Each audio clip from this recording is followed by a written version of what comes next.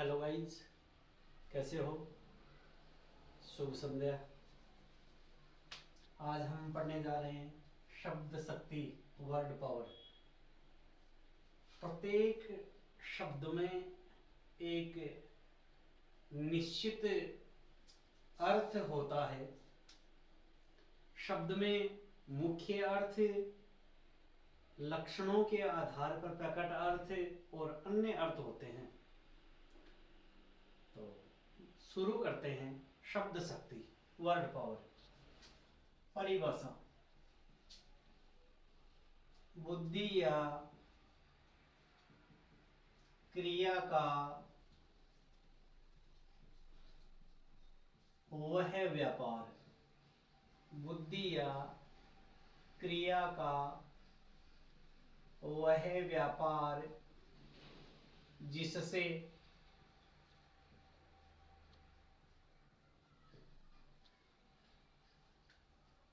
किसी शब्द के निश्चित अर्थ का बोध हो। बुद्धि या क्रिया का वह व्यापार जिससे किसी शब्द के निश्चित अर्थ का बोध हो, शब्द शक्ति कहते हैं, वर्ड पावर कहते हैं।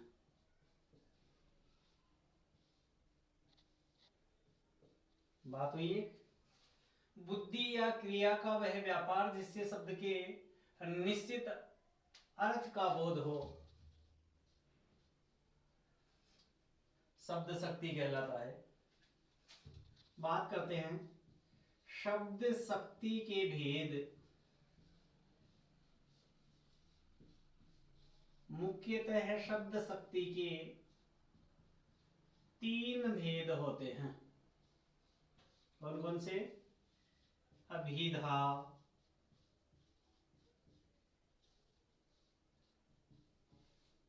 लक्षणा, व्यंजना।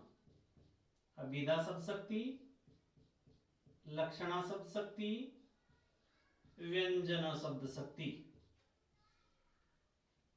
अभिधा शब्द शक्ति से निकलने वाले अर्थ को बोलते हैं अभिधेयार्थ, या बोल सकते हैं मुख्यार्थ, या बोल सकते हैं वाच्यार्थ। पुनः देखिए, अभिधेयार्थ, मुख्यार्थ, वाच्यार्थ। लक्षणा शब्द शक्ति से निकलने वाले अर्थ को बोलते हैं लक्षार्थ। व्यंजना शब्द शक्ति से निकलने वाले अर्थ को व्यंग्यार्थ, व्यंग्यार्थ या अन्यार्थ बोलते हैं।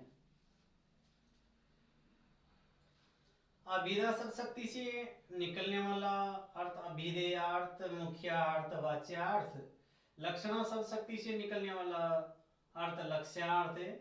व्यंजना शब्द शक्ति से निकलने वाला शब्द अर्थ व्यंग्यार्थ, व्यंग्यार्थ या अन्यार्थ।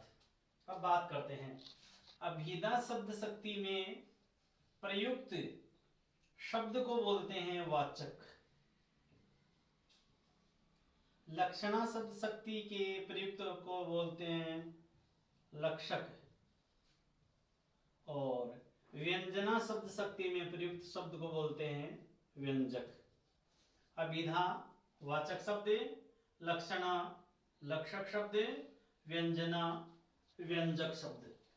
अब बात करते हैं शब्द शक्तियों की परिभाषा और उदाहरण। नंबर 1, अभिधा शब्द शक्ति। अभिधा शब्द शक्ति परिभाषा पढ़े और सुने। वाक्य में जहां मुख्यार्थ का बोध हो। मुख्यार्थ से निकलने वाला शब्द है वाचक। मुख्यार्थ का बोध हो। वाक्य में जहां मुख्यार्थ का बोध हो वहां अभिधा शब्द शक्ति प्रयुक्त होती है।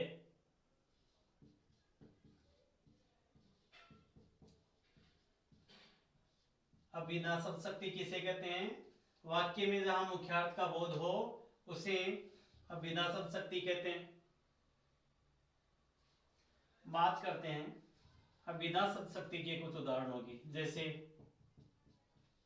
विराट क्रिकेट खेलता है। विराट क्रिकेट खेलता है। यहां इस उदाहरण में हमने अभिधेय या मुख्य अर्थ लिया है। विराट यहाँ करता है, क्रिकेट कर्म है, खेलना क्रिया है। एक सीधा अर्थ निकल रहा है। दूसरा उदाहरण देखते हैं। किसान हल चलाता है। किसान हल चलाता है।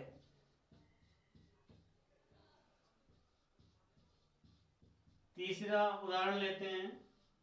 गांधी जी सदा सत्य बोलते थे। गांधी जी सदा सत्य बोलते थे।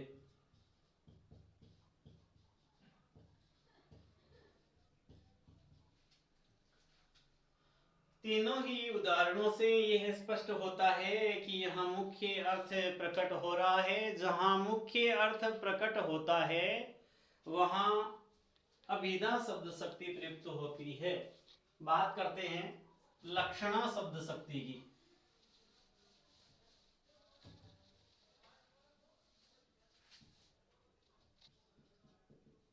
परिभाषा देखते हैं। लक्षणा शब्द शक्ति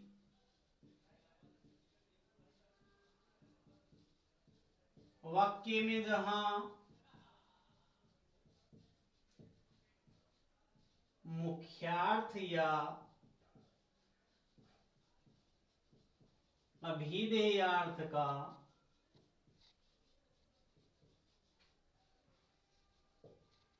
मुख्यार्थ या अभिधेयार्थ का लोप होकर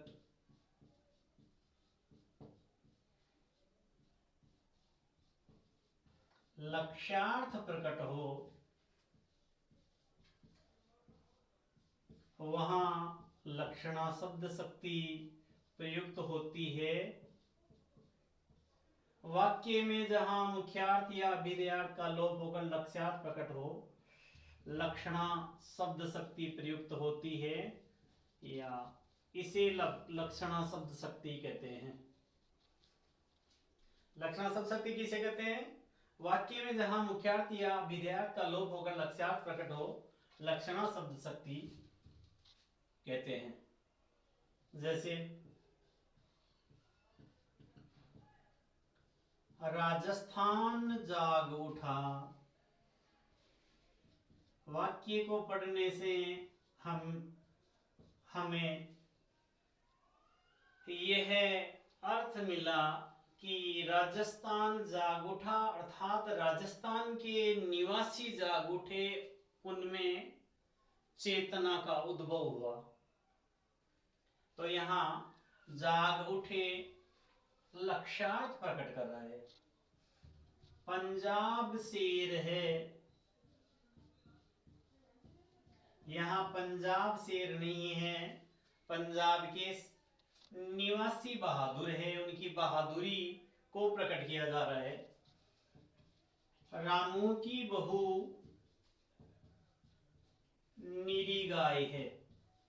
यहां नीरी गाय शब्द स्वभाव के भोलेपन को इंगित करता है, अतः यहां लक्षणा शब्द शक्ति है। अगला उदाहरण देखते हैं। लाल पगड़ी जा रही है। लाल पगड़ी यहां पुलिस के अर्थ का बोध कराती है। लाल पगड़ी जा रही है, यहां एक लक्ष्यार्थ प्रकट हुआ है। अब बात करते हैं लक्षणा शब्द शक्ति के भेद।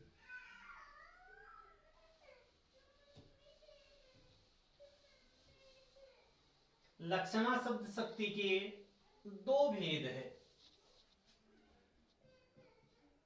रूढ़ा लक्षणा व प्रयोजनवर्ती लक्षणा।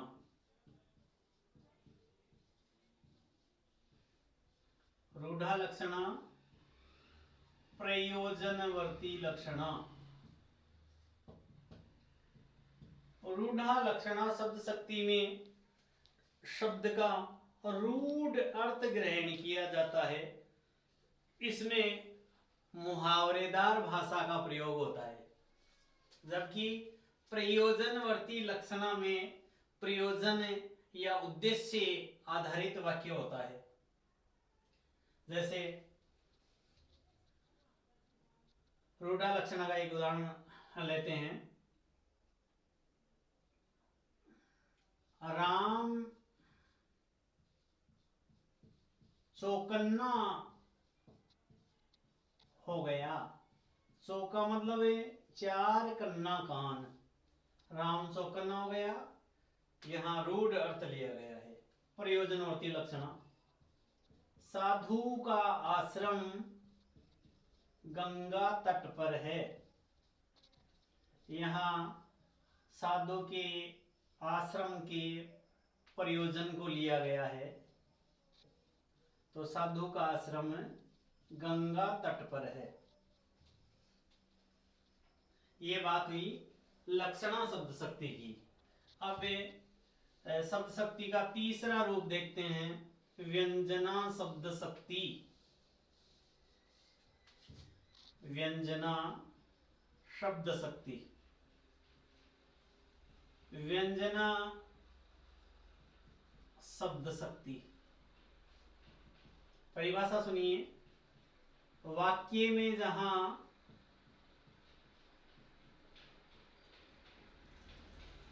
मुख्यार्थ व लक्ष्यार्थ का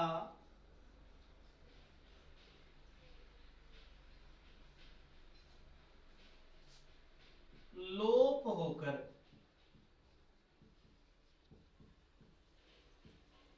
अन्यार्थ, व्यंग्यार्थ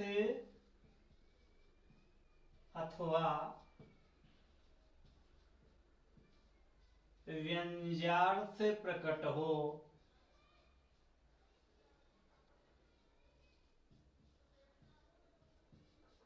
वहां व्यंजना शब्द शक्ति प्रयुक्त होती है। व्यंजना शब्द शक्ति किसे कहते हैं? वाक्य में जहां मुख्यार्थ व लक्ष्यार्थ का लोप होकर अन्यार्थ, व्यंग्यार्थ अथवा व्यंज्यार्थ प्रकट हो, उसे व्यंजना शब्द शक्ति कहते हैं। बात करते हैं व्यंजना शब्द शक्ति के उदाहरण। जैसे पुजारी ने कहा संध्या हो गई। पुजारी ने कहा संध्या हो गई। यहां संध्या होने से तात्पर्य है कि भक्त लोग मंदिर में उपस्थित हो। प्रधानाचार्य जी ने कहा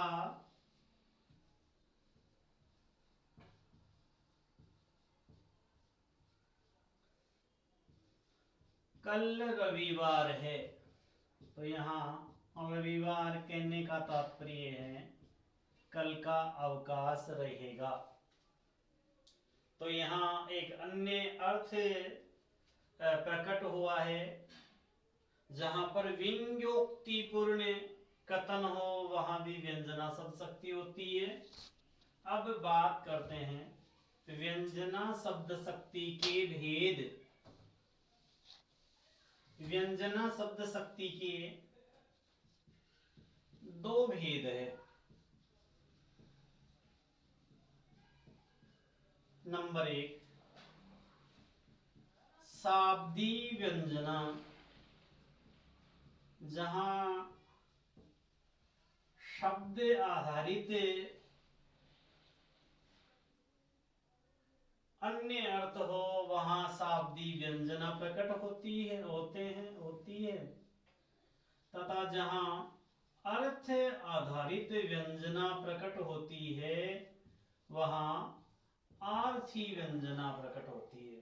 शाब्दी व्यंजना, आर्थी व्यंजना, जहां शब्द क्रम यमक के अनुरूप हो और यमक अलंकार में एक शब्द बार बार आता है, और आर्थी व्यंजना में जहां शब्द का एक से अधिक अर्थ हो, आर्थी व्यंजना। एक छोटा सा उदाहरण लेते हैं। चिर जीवौ जोरी जुरे,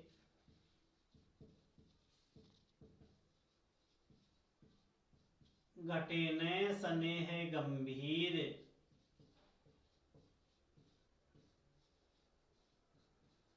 यहां अर्थ आधारित व्यंजना है। चिर जीवो जोरी जुरे, घटे न स्नेह गंभीर। का घटी हई पुरुष भानुजा।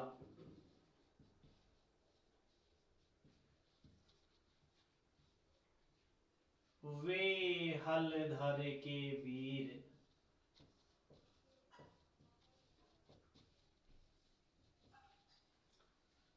चिर जीवो जोरी जुरई, घटे न स्नेह गंभीर। का घटी हई वृषु भानुजा, वे हल धर के वीर।